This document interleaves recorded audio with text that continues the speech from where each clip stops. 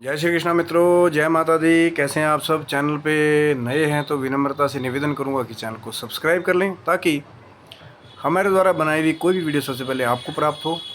Video में दिखाई जाने वाली जानकारी यदि आपको अच्छी लगे तो लाइक करें, ज़रूर शेयर करें ताकि बाकी भी जो हमारे बंधुजन हैं, जो हमारे सब्सक्राइबर्स नहीं हैं, उन्हें भी वीडियो में दिखाई जाने वाली जानकारी का लाभ प्राप्त हो।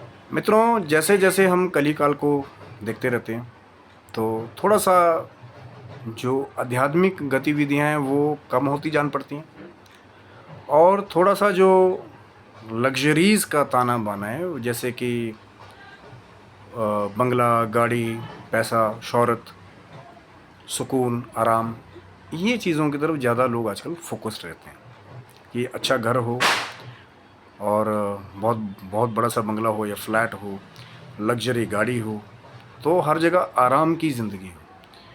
लेकिन उसके उल्ट जो अध्यात्म है, अध्यात्म बात करता है साधना की, तपस्या की। अब तपस्या में तो तपस्या का मतलब ही होता है कि अपने कहीं ना कहीं अपने शरीर को, जो शारीरिक तपस्या है वो शरीर का कष्ट भी उसमें शामिल होता है कि चाहे सर्दी हो, गर्मी हो, आप बैठे हैं, साधनाएं कर रहे हैं, नाम जप कर रहे हैं। तो ऐसा ही एक बार क्या हुआ कि माँ लक्ष्मी में और ठाकुर जी में एक शर्त लग गई कि देखिए नीचे पृथ्वी पे किसका ज़्यादा बोलबाला है। तो माँ लक्ष्मी ने अट्टहास करते हुए ठाकुर जी से कहा बैकुंठ लोक में कि आप देख रहे हैं प्रभु कि आजकल तो लोग मेरा जाप ज़्यादा कर रहे हैं, आपके भक्तों की जो सूची है वो सतयुग से थोड़ी कम होती जा रही है। तो ठाकुर जी मुस्कुराए। उन्होंने कहा तो फिर प्रमाणित कीजिए कि देखते हैं कि किसका जो एक कहते हैं कि वर्चस्व है, जो नाम की महिमा है, वो किसकी ज़्यादा है। तो ठाकुर जी तो मायापति ठहरे। तो दोनों में एक शर्त जैसी लग गई कि देखते हैं कि किसका सर्वस्व ज़्यादा है। तो पृथ्वी लोक पे एक जगह ठाकुर जी और माँ लक्ष्मी जी गईं। उन्होंने देखा कि कुछ लोग जो हैं एक मुर्दे को उठा करके ले जा रहे हैं शमशान यात्रा के लिए और राम नाम सत्य है बोलते हुए जा रहे हैं।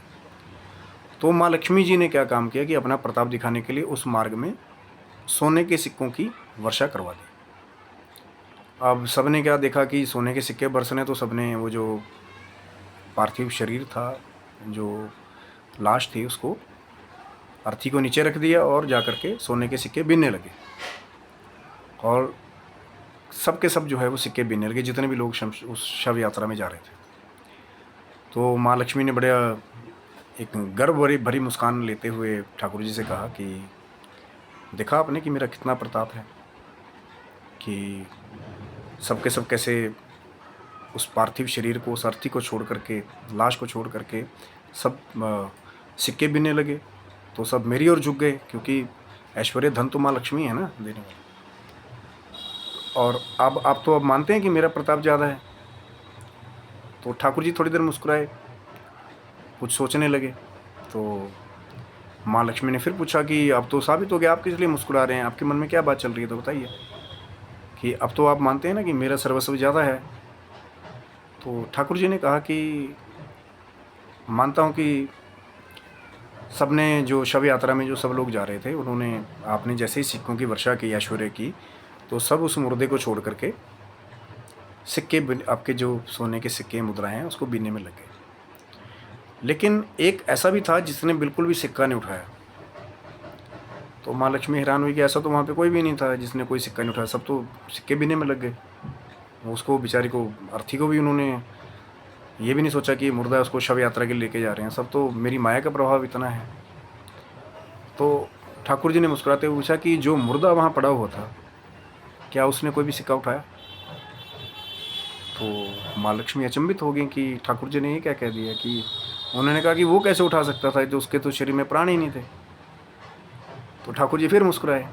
तो ठाकुर जी ने कहा कि जब इस शरीर से वो ईश्वर का अंश और जो विष्णु माया का जो स्रोत है, असली प्रभु का जो स्वरूप है, जब वो इस शरीर से निकल जाता है और शरीर निर्जीव हो जाता है, तो फिर कोई ऐश्वर्य, कोई धन, कोई भोग किसी भी काम का नहीं। क्योंकि अगर शरीर में प्राण होंगे तभी आप उस ऐश्वर्य का उपभोग कर पाएंगे, तभी आप कुछ खा पाएंगे, तभी आप गाड़ी चला पाएंगे, तभी आप बंगले में सो पाएंगे। और जिस दिन वो प्राण निकल गया, वो भगवत तत्व जो हमारे अंदर छिपा हुआ है, ओमकार स्वरूप जो ब्रह्मा विष्णु महेश का अंश है, तो फिर वो कैसे कोई उपभोग करेगा। तो माँ लक्ष्मी जी भी ठाकुर जी के उत्तर से बड़ी प्रसन्न हुई, क्योंकि राम नाम से मुक्ति है और शरीर से है सब काम। जब तक आपका संसार चल रहा है, गृहस्थी चल रही है, तब तक आपको शरीर की बहुत आवश्यकता है। बिना शरीर के गृहस्थी को चलाना, यहाँ तक कि बड़े बड़े सिद्ध सन्यासियों को भी भिक्षाटन के लिए जाना पड़ता है कई बार। मैं उनकी बात नहीं कर रहा हूँ, कई ऐसे भी सिद्ध संत हैं जो सोना पैदा करने की और कहीं से भी धन के घड़े को निकालने की सिद्धि भी रखते हैं। पर कुछ संत ऐसे भी, उनको अपना जीवन निर्वाह करने के लिए भिक्षाटन के लिए भी जाना पड़ता है। तो ये स्त्री का और श्री का प्रताप है कि माँ की, जगदम्बा की जो श्री नाम की मूर्ति है, उसकी आवश्यकता जरूरी है। लेकिन कब तक? जब तक इस शरीर में वो प्राण रहेगा, वो आत्मा रहेगी। क्योंकि बहुत सारे संत कहते हैं कि आत्मा ही परमात्मा है, जीवात्मा जो है उस प्रभु का अंश है, और जब शरीर को छोड़ देता है तो निर्जीव है। तो ये थी माँ लक्ष्मी और ठाकुर जी के बीच लगी शर्त की कहानी। आशा करता हूँ कि वीडियो आपको अच्छा लगा होगा। लाइक करें, शेयर करें, सब्सक्राइब करें और चैनल को सब्सक्राइब रखिएगा, ताकि और भी जो कथाएं हैं, जैसे सागर मंथन क्यों हुआ, माँ लक्ष्मी का प्राकट्य कैसे हुआ समुद्र से, और भी वीडियोस ठाकुर जी कृपा से, माँ लक्ष्मी कृपा से आएंगी। तब तक आप स्वस्थ रहें, मस्त रहें, अपने जीवन के भौतिक और आध्यात्मिक उन्नति पे आगे अग्रसर होते रहें। जय श्री कृष्णा, जय माता दी।